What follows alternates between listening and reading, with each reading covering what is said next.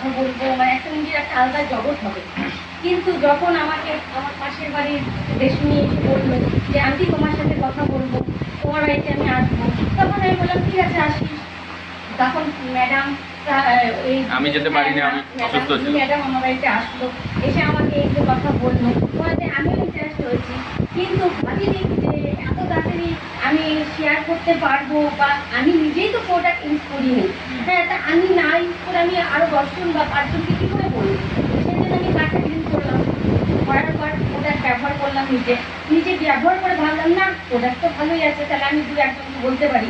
তারপর আমি লোক বললাম যে আমি একটা প্রোডাক্ট ব্যবহার করছি, তোমরা যদি ইন্টারেস্ট হও তাহলে আমি স্যার ম্যামকে নিয়ে তোমার সাথে কথা বলবো।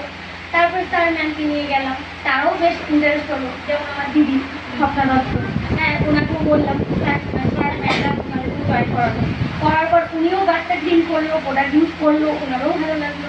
উনিও সেম পদ্ধতিতে একদম নিচে মানে ওর আশেপাশে যে আছে তাদের সাথে শেয়ার করলো।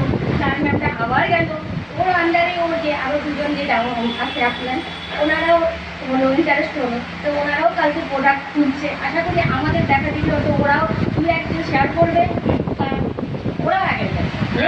ওরাও আমাদের এই জায়গাটা আমিও চাই ওরা এসে দাঁড়া, আর আমরাও আরও যেন আগাতে পারি। আর আপনারা যদি পাশে থাকেন এটা সম্ভব হবে। একদম যখন মাইকটা দিলে